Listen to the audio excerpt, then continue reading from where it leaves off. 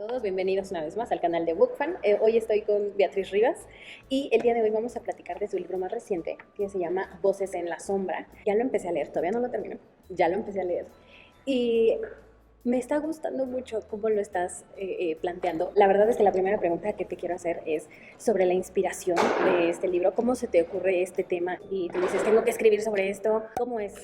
Pues un poco sí. Mis novelas nunca las busco. Creo que solo la primera. Mi primera novela sí estaba buscando sobre qué escribir, pero las demás se me aparecen y de hecho este libro no lo quería escribir. No lo debería de decir, pero no lo quería escribir.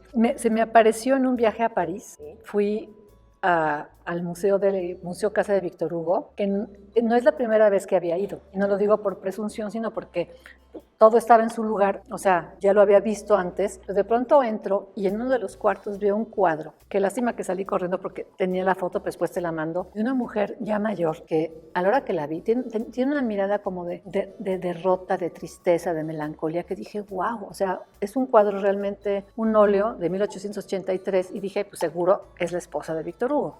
Y no. Y me acerco y decía Juliette Drouet. Dije, ay, ¿Cómo?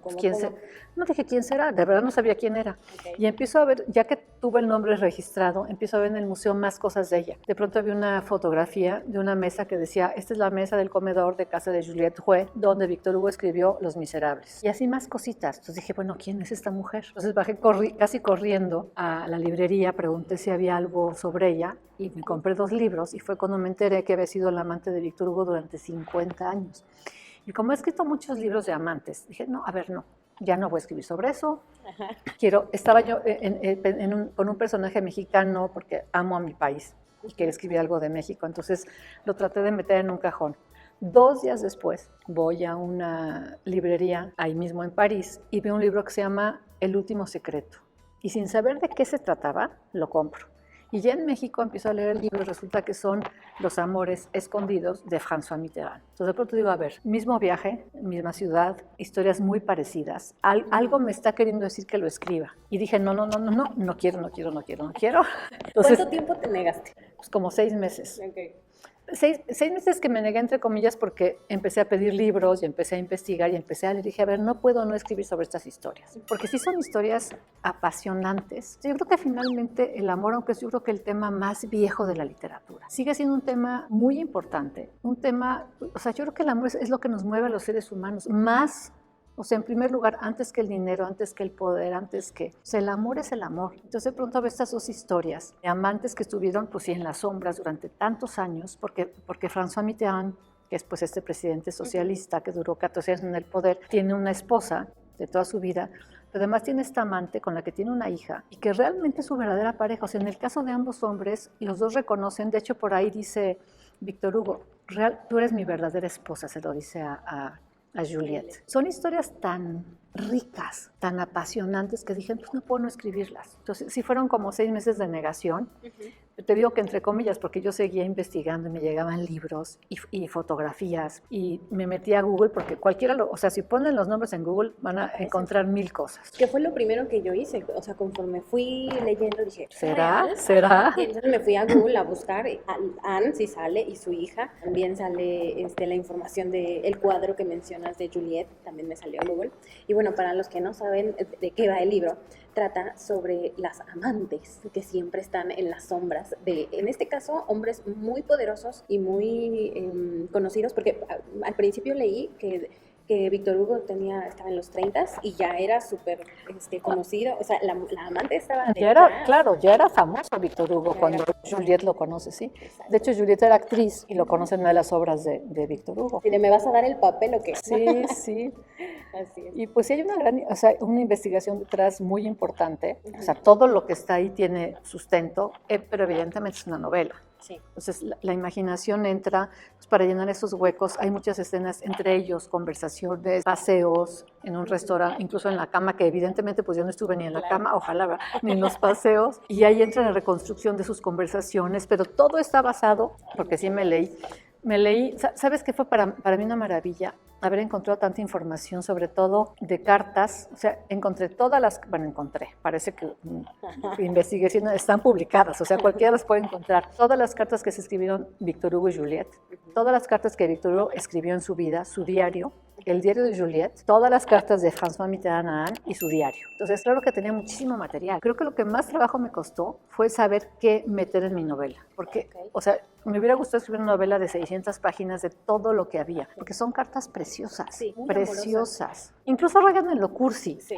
pero porque así es. O sea, cuando uno, yo creo que cualquiera que lea cartas entre una pareja, cartas súper privadas, dices, ¡ay, qué cursilería! Pues sí, porque así es el amor. Yo creo que el amor es cursi. Claro. O cuando uno está enamorado y lo lee, ¡ay, qué bonito! Claro, claro. Ahora, ¿cómo se te ocurre meter una historia dentro de otra? Porque es Anne la que nos está contando, porque trabaja en un museo, la que nos está contando la historia de Juliette. Justo se me ocurrió porque como me negaba a escribir esta historia, parte de mi negación es que yo publiqué un libro hace, no sé si 5 años, que se llama Dios se fue de viaje. Y precisamente es muy parecido, ¿por qué? Porque retrata la historia de Voltaire y Madame du Châtelet, que es de las primeras científicas francesas, 1730, y Gerda Taro y Robert Capa, que es el gran fotógrafo de guerra. Gerda Taro es la primera mujer fotoreportera que muere cubriendo una guerra, que es la Guerra Civil Española. Y lo que hice fue meter un capítulo de 1730, 1930, así digamos. Entonces de pronto dije, a ver, estoy cayendo en lo mismo. Elegí 2 personajes que me llegaron, o sea, no los busqué, de 1800 y cacho y 1900 y cacho. ¿Cómo le voy a hacer para no repetirme, para no autoplagiarme? O sea, justo eso fue lo que más me costó trabajo, ya que decidí sucumbir entre los encantos de estos personajes. Dije, ¿cómo le hago para no caer en lo mismo? Entonces decidí que fuera Anne quien llega al museo. O sea, lo que a mí me pasó, que eso sí es ficción, yo no sé si Anne conoce el museo o no, pero Anne llega al museo de Víctor Hugo, ve el cuadro y se obsesiona, pero ella tiene una razón para obsesionarse, que está viviendo la misma historia. Se sintió identificada. Claro, que dice, a ver, ¿cómo le voy a hacer para no caer en lo mismo que cayó Juliette? Entonces, toda la historia de Juliette la vemos a partir de la mirada de Anne Panjot, que fue la amante de François Mitterrand. Ahorita que comentabas lo de no quería repetir, ¿ese ha sido uno de los retos como escritora más grandes, como no caer en lo mismo? Yo creo que sí, porque para mí, y eso lo descubrí cuando leí Rayuela de Cortázar y La muerte de Artemio Cruz de Carlos Fuentes, para mí la literatura no es qué se cuenta, no son las historias, sino es cómo cuentas las historias. Tú puedes tener la mejor historia y si escribes mal la echas a perder. O puedes tener una historia, cualquiera dirá, ay, pues, no tiene ningún chiste, pero si la cuentas bien, haces de esa historia gris una gran historia. O sea, la literatura está en cómo narras, cómo reconstruyes a tus personajes, o sea, ahí es donde está la literatura para mí. Para mí el reto no es qué voy a contar, bueno, claro, eso es lo esencial, sino es cómo lo cuentas. ¿Quién es el narrador? ¿Lo cuentas en pasado o en presente? ¿Cuántos narradores? O sea, nada más un narrador omnisciente o necesitas otras voces. Creo que ese es el gran reto, no repetirte, no contar de la misma manera. Además, cada personaje y cada historia te pide ser contada de una manera distinta. Es cuestión como de saber escuchar las voces, creo yo. ¿A ti también te ha sucedido esto que algunos escritores dicen, es que el personaje empieza a cobrar vida? Absolutamente. Yo cuando hace 1000 años que no escribía, decía, ay, perdón, pero qué jalada. Pero no, sí. O sea, a mí me pasó que cuando empecé con estas 2 historias, ¿no? De Juliette y de Anne, a investigar, de pronto empiezas a escuchar sus voces. Digo, todas entre comillas, evidentemente yo no estoy creyendo que me hablen de la ultratumba, pero te metes tanto en los personajes. Que los conoces. Que empiezas a oír sus voces y tienes que correr a escribir las escenas. O sea, empiezas a ver las escenas, a ver la ambientación, el comedor en tal lugar, qué les están sirviendo de comer, y empiezas a oír lo que discuten. O sea, lo empiezas a vivir, te llega. Casi lo único que tienes que hacer es hacer caso al dictado y sentarte a escribir. Ya que esta es una obra sobre las amantes, hay una frase que tú dices muy al principio, que dice, las amantes se llevan la mejor parte. ¿Qué opinas al respecto? Pues puede ser que sí. Incluso, por ejemplo, llega un momento en la vida de Adele, que es la esposa de Víctor Hugo, que yo creo que ella agradece que exista Juliette. Porque Víctor Hugo tiene que salir huyendo de Francia. De hecho, la que logra sacarlo antes de que lo metan a la cárcel, es su amante. Le consigue un disfraz, le consigue unos papeles. De hecho, Víctor Hugo dice, gracias a Juliette me salvé de la cárcel. Le consigue un disfraz de obrero, no me acuerdo de qué tipo de obrero, y le consigue los papeles de unos amigos de ella y logra sacarlo de Francia. Cuando estaba en el exilio, Adele odiaba la isla donde vivía y cada rato se iba a Francia y a Bélgica. Yo creo que ella llegó en que agradece que haya alguien que cuide a su esposo. Y se reconcilian un poco, porque claro que al principio Adele la odiaba, pero llegó un momento en que Adele hasta le pide las recetas. Dice, oye, ayer llegó mi marido y me dijo que le había encantado los tacos de barbacoa, ¿no? Que le hiciste, ¿no? Pues dime cómo se los hiciste. Y cuando Adele, la esposa, empieza a perder la vista, la que va todos los días a leerle libros en voz alta es Juliette. Entonces yo creo que llegó un momento en que la amante dice, ay, por favor, que alguien me ayude con ese señor, ¿no? Incluso la misma Danielle Mitterrand, que yo creo que todos la han oído porque tuvo mucho que ver con México, se hizo muy amiga del subcomandante Marcos. Efectivamente, o sea, apoyó mucho todo ese movimiento. Creo que ella misma decía, a ver, yo creo que Daniel tenía el mejor papel porque era la primera dama y lo acompañaba en sus giras, pero sabía que había alguien que lo aguantaba, que lo atendía. De hecho, cuando François Mitterrand se convierte en presidente, nunca duerme en el Palacio del Elíseo. Daniel vive con sus hijos en la casa familiar y él vive con la amante, con Anne Panjot, y su hija Mazarin en un departamento que le puso el Estado. Entonces, como que Daniel vivía lo mejor, que no lo tenía que aguantar todos los días. Yo sí creo, bueno, ya quien nos esté viendo ya lo sabrá, que hay muchas mujeres que dicen, por favor, no lo dicen en voz alta, pero que dicen, ay, por un ratito, que alguien me lo cuide, que alguien me lo atienda. Ahora, ahorita que estábamos hablando de Daniel, ella también tenía como que su amante, que era el profesor de tenis. De gimnasia, exacto. Y que, por otro lado, François decía, está más presente él como padre de mis hijos que yo. Eso también debe y yo creo ser que también, muy difícil. Y yo creo que también justo eso él lo agradecía, fíjate, ahorita que dices, ellas agradecían, pero también él, porque él estaba muy metido en la política, él quería pues llegar a ser presidente y no cejó hasta que lo consiguió, pero eso implica pues, 28 horas de las 24 horas del día. Tener una presencia masculina en su casa, que fuera quien llevaba a los hijos, los traía, los llevaba de vacaciones, les enseñaba a esquiar, les enseñaba tenis, pues también lo ha de haber agradecido, ¿no? Y justamente cuando yo estaba empezando a escribir la novela, yo decía, a ver, lo que yo no quiero es que haya víctimas, o sea, no quiero que haya personajes malos, el malo y el bueno, y que las mujeres sean las que sufren. Y de pronto me di cuenta que ni siquiera tenía que ser un esfuerzo para conseguir que no hubiera víctimas, porque aquí las víctimas podían haber sido las esposas. Y a la hora que leo, me doy cuenta que las primeras que le pusieron los cuernos a ellos fueron ellas, las esposas. Adele Fouché, la esposa de Víctor Hugo, le puso los cuernos con el mejor amigo de Víctor Hugo, o sea, ni siquiera buscó algo más lejos. Entonces, imagínate para Víctor Hugo, o sea, ella fue la primera en, digamos, serle desleal o traicionarlo.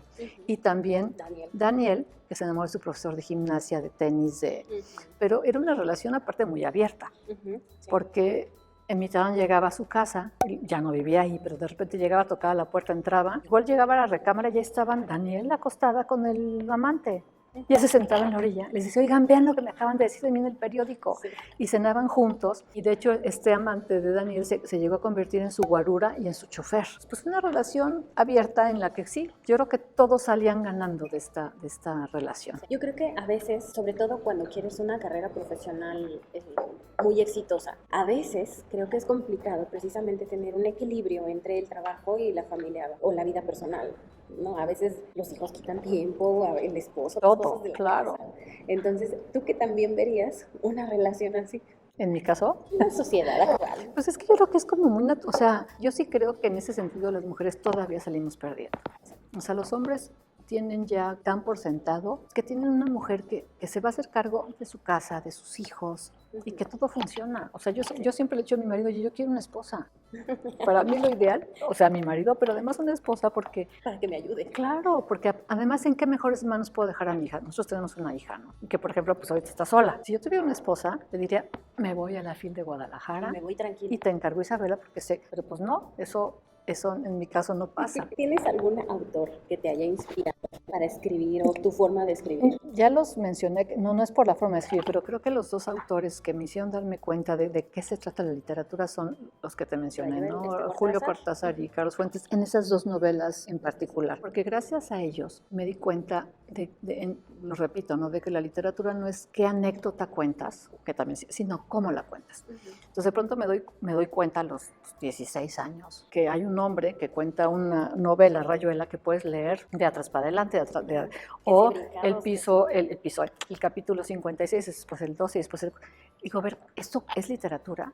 Y después Carlos Fuentes en La muerte de Artemio Cruz, en donde hay 3 narradores, yo, tú y él, en 3 tiempos, o sea, pasado, presente y futuro, que son el mismo narrador, la misma historia, desde puntos de vista diferentes, y dije, a ver, ¿qué es esto? Entonces creo que si bien para nada, ojalá escribiera, y nunca he querido escribir como ellos, pero el darme cuenta de qué manera puedes narrar cosas diferentes, me hizo decir, yo quiero hacer esto. Es un poco como en pintura, o sea, tú puedes poner en una mesa unas manzanas con una botella, y tienes 20 alumnos y dices, a ver, esto es lo que van a retratar. Las manzanas son las mismas manzanas, es la misma botella, o sea, es el mismo escenario, pero la manera en que cada quien pinta lo que están viendo es lo que puede hacer que uno sea un gran artista y otro no. O sea, no son las manzanas, es la mirada del pintor lo que hace que algo sea o no arte. Muy bien, pues muchísimas gracias por estar aquí. Gracias a ti. ¿Hay algo más que quieras compartir sobre la novela, que quieras decir? Nada, yo creo que a mí lo que me hizo escribir la novela, cuando me enteré, conocí a Juliette y me di cuenta que fue amante de Víctor Hugo durante 50 años, fue decir, a ver, ¿qué hay detrás de una mujer que aguanta 50 años este hombre? Que además Víctor Hugo, bueno, fue es un hombre espectacular, ¿eh? Y yo no conocía tanto de su vida. Y aquí hay mucho de su política, su lucha por los derechos humanos, su lucha contra la miseria. Pero finalmente era un hombre que le dijo a su amante, tú no puedes salir de la casa si no llego yo por ti, tú no puedes leer tu correspondencia. O sea, era un manipulador. Y además le pone los cuernos 1000 veces, ¿no? Entonces, parte también de lo que está en la novela es la vida de estos dos hombres y lo que le han aportado al mundo. Yo creo que tanto François Mitterrand como Víctor Hugo sí cambiaron la historia, digamos, la faz del mundo. Y cuando me hacía yo esta pregunta, y después de haber conocido a estos dos hombres, dije, no, pues yo hubiera caído igualito que las dos redonditas. O sea, yo me hubiera enamorado seguro de François Mitterrand, me hubiera enamorado seguro de Víctor Hugo. Y yo creo que, no sé quién lea la novela, pero yo creo que muchas mujeres... Es que con esas cartas también, ¿cómo no te vas a enamorar? No, es que aparte es una maravilla, o sea, lo que le escribía, porque aparte es muy chistoso. Mitterrand quería ser escritor y acabó siendo político. Y Víctor Hugo lo que soñaba ser político y acabó siendo escritor. Pero los dos escriben de una manera que dices, pues, ¿cómo no? O sea, ¿cómo no enamorarte de esos hombres? O sea, no hay manera de no enamorarte de ellos. Oye, una última pregunta. ¿Qué opinas de la diferencia de edad que había entre Anne y François? Hoy en día ese tema está muy delicado. Es que yo creo que no podemos leer novela histórica, digamos, de persona con nuestro punto de vista del día de hoy, porque los dos los condenaríamos y esta novela no podría ser, o sea, sería políticamente incorrecta. Sí, le llevaba 27 años, pero cuando lean la novela, cuando tú te adentras en su historia de amor, yo creo que la edad es lo de menos, yo creo que ahí la edad no importa. Finalmente ella ya era adulta cuando sale con él. Digo, una niñita, pero pues ya tenía 19 años, ¿no? Cuando empieza la relación. Pero no podemos juzgar estas parejas de hace los 80, no, bueno, ponle 60 años y de hace 150 años con nuestra mirada. Esto hoy en día sí sería, probablemente, ¿no? 27 años de diferencia sí es bastante. Lo impresionante es que la última amante de Mitterrand, que es el libro que encontré que se llama El último secreto, cuando él ya era presidente, pues él tenía creo que 60 y tantos años, ya tenía 18. O sea, su última amante ella estaba estudiando, apenas empezaba a estudiar Derecho y él ya era presidente. El libro, lo pueden buscar, se llama El último secreto. Y yo creo que le llevaba, pues sí, 40 y tantos años. Pero a veces sí creo, y tal vez me van a matar si lo digo, pero que el amor no tiene edad. Digo, mientras haya consentimiento, mientras, ahora sí no obligues, si no es no, pero y igual al revés, pues vean al presidente francés actual. Sí. Sí, ¿no? O sea, ¿cuántos años le lleva Brigitte a Macron? Era su maestra. Claro, le lleva, no sé si 15, 18, 20 años. O sea, para ambos lados, creo que a veces el amor no tiene por qué tener edad. Pues muchas gracias, Beatriz, por este ratito que nos diste y pues próximamente vamos a leer el libro. Bye bye.